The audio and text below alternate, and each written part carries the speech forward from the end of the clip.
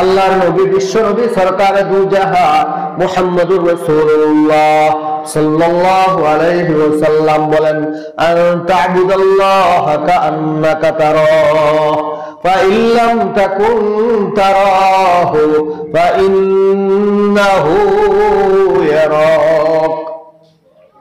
তুমি এমন ভাবে আল্লাহর গোলামি করো, ইবাদত করো, নামাজে দাঁড়াও যেন তুমি আল্লাহকে দেখতে পাচ্ছ। এই অবস্থা তোমার হয় নাই, কন্ডিশন তোমার হয় নাই, আল্লাহর সাথে এমন কানেকশন, এমন সম্পর্ক তোমার গড়ে ওঠে নাই, তাহলে এতটুকু মনে করে তুমি নামাজে দাঁড়াও, আল্লাহ তোমাকে দেখছেন। সাহাবায়ে কেরাম নামাজটাকে চোখের শীতলতা ভাবতেন। সাহাবায়ে কেরাম নামাজে দাঁড়িয়েছেন, অত্যন্ত মনোযোগ সহকারে নামাজে দাঁড়াতেন, নামাজটাকে এত প্রাধান্য দিতেন, এত গুরুত্ব দিতেন। তাহাজ্জুদের নামাজও যদি সাহাবায়ে কেরাম না পড়তে পারতেন, একদিন আফসোস করতে করতে তার শেষ নাই। হযরতে মুয়াবিয়া রাদিয়াল্লাহু তাআলা আনহু একদিন তাহাজ্জুদের নামাজ আদায় করতে পারলেন না, আফসোস করলেন, আল্লাহ গো, আমি তাহাজ্জুদের নামাজ আদায় করতে পারলাম না, কারণ আমার ঘুম ভাঙ্গে নাই। পরের দিন সারাদিন কান্নাকাটি করেন, আল্লাহ গো, আমার কি হয়ে গেল, আমি তাহাজ্জুদের নামাজ আদায় করতে পারলাম না, আফসোস, আল্লাহ গো, আমার কি হয়ে গেল, আমি পারলাম না কেন, আমার মনে বড় আফসোস, তাহাজ্জুদের নামাজ আমি আদায় করতে পারলাম না। এই জন্য আল্লাহর কাছে পরের দিন এত কান্নাকাটি করলেন। তাহাজ্জুদের নামাজ আদায় করলে যে সওয়াব পেতেন, তার চেয়ে বেশি পুণ্য, তার চেয়ে বেশি সওয়াব আল্লাহ রাব্বুল আলামিন লিখে দিলেন। শয়তানের তো সহ্য হচ্ছে না, কারণ সে তো আমাদের প্রকাশ্য শত্রু। আল্লাহ ঘোষণা করেছেন, ইন্নাহু লাকুম আদুউম মুবিন, সে তো তোমাদের প্রকাশ্য শত্রু। সেই ধোঁকা দেয়, চক্রান্ত করে, ষড়যন্ত্র করে আমাদের মনের ভিতরে ধোঁকা দিয়া অন্যায় কাজ করাইয়া ফেলে। এই শয়তানের এই কাজ। শয়তান পরের দিন সহ্য করতে না পেরে এসে আগে ভাগেই ডাক দিল, হুজুর উঠেন, আপনি কি তাহাজ্জুদ পড়বেন না? দর বেশে বেশে আসলো শয়তান, কি ব্যাপার, আপনি ডাক দিচ্ছেন কেন? তাহাজ্জুদের নামাজের জন্য আমাকে ডাক দিচ্ছেন, আপনি কে, আপনার পরিচয় কি বলেন? ডাক দিয়ে বলল, আমি শয়তান, ইবলিস শয়তান। আপনাকে ডাক দিতে এসেছি কারণ হলো আপনি তাহাজ্জুদের নামাজ গত রাতে আদায় করতে না পেরে পরের দিন সারা দিন এত কান্নাকাটি করেছেন। আল্লাহ খুব খুশি হয়ে গেছেন, খুব রাজি হয়ে গেছেন। তাহাজ্জুদের নামাজ আদায় করলে যে সওয়াব পেতেন, তার চেয়ে অনেক বেশি সওয়াব আল্লাহ লিখে দিয়েছেন। এটা তো আমার সহ্য হচ্ছে না, আমার মনে বড় পীড়া, আমার মনে বড় অশান্তি, এজন্য আমি আপনাকে ডাক দিতে আসলাম। হতবাক হয়ে গেলেন হযরত মুআবিয়া রাদিয়াল্লাহু তাআলা আনহু।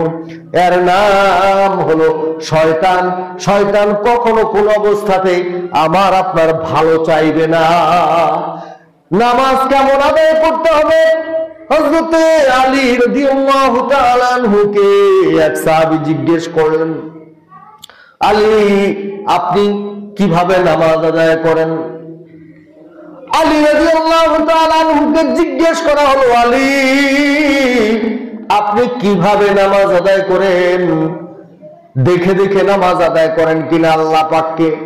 হযরত আলী রাদিয়াল্লাহু তাআলা আনহু ডাক দিয়া বললেন, আমি এমন রবের ইবাদত করি না যেই রবকে আমি দেখে দেখে ইবাদত করি না। অর্থাৎ আমি যখন নামাজে দাঁড়াই, আল্লাহর সাথে কথাবার্তা হয়, আল্লাহকে দেখে দেখে আমি নামাজ আদায় করি। আর আল্লাহর নবী এটা জানতেন। হযরত আলী রাদিয়াল্লাহু তাআলা আনহুর জিহাদের ময়দানে তীর বিদ্ধ হলো, পায়ে আঘাতপ্রাপ্ত হয়েছেন, একদম হাড্ডি পর্যন্ত ওই তীরটা বিদ্ধ হয়েছে। কেউ যদি টান দেয় অমনি ওনার কষ্ট হয়, যন্ত্রণায় ছটফট ছটফট করেন। আল্লাহর নবী বললেন, আমার আলী, তাকে এভাবে তোমরা টান দিয়া তার এই পা থেকে তীর উদ্ধার করবে, বের করে আনবে, সম্ভব না, কারণ আলী কান্না করে, ছটফট ছটফট করে। তাহলে কি করব? আল্লাহর নবী বললেন, আলী যখন নামাজে দাঁড়ায় দুনিয়ার কোনো হুঁশ থাকে না, আল্লাহর সাথে কথাবার্তা হয়, আল্লাহর সাথে যোগাযোগ হয়ে যায়, তখন ওই তীরটা টান দিয়ে বের করে নিয়ে আসবে। আল্লাহর নবীর কথা মতো নামাজ শুরু হয়ে গেল। আলী দাঁড়াইলেন নামাজে, সাহাবায়ে কেরাম দাঁড়ালেন নামাজে। একজন সাহাবীকে দায়িত্ব দিয়া গেলেন আলীর পায়ে বিদ্ধ তীরটা বের করে আনবে। আলী যখন নামাজে দাঁড়াইলো, নামাজ শুরু হয়ে গেল, ওই সাহাবী তীরটা অমনি টান দিয়ে বের করে আনলেন। হযরতে আলী রাদিয়াল্লাহু তাআলা আনহু সামান্যতম টের পেলেন না। আউলিয়ারা কারে উকবা ইখতিয়ার, জাহেলারা কারে দুনিয়া ইখতিয়ার, মাইলে মুমিন সুয়ে মুমিন মিশাওয়াদ, মাইলে কাফির সুয়ে কাফির মিশাওয়াদ। অতএব আমাদের নামাজ আদায় করতে হবে মনোযোগ সহকারে, গভীর মনোযোগ দিয়া যদি আমরা নামাজ আদায় করি, 5 ওয়াক্ত নামাজ তো আদায় করবই, তাহাজ্জুদের নামাজ আদায় করতে হবে। এমন কোন আল্লাহর ওলি নাই যিনি তাহাজ্জুদ নামাজ আদায় করেন না। অর্থাৎ আল্লাহর ওলি বুজুর্গ তারাই হয়েছেন সবাই তাহাজ্জুদের নামাজ আদায় করেছেন। কারণ হলো অতি গভীর হয় রজনী যখন, নীরবে প্রভুর নাম জপিও তখন। প্রভুর করুণা যদি পাইবার চাও, গভীর রাতে উঠে প্রভুর গুণগান গাও, গভীর রাতে উঠে প্রভুর গুণগান গাও।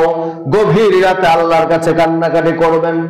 আপনার সন্তান আপনার কথা শুনে না, শেষ রাতে উঠে 2 রাকাত নামাজ আদায় করে আল্লাহর কাছে কান্নাকাটি করেন। আল্লাহ তাআলা ওই সময় নিকটতম আসমানে এসে ডাক দেন, বান্দারে, আমার গোলাম, তোমার কি প্রয়োজন?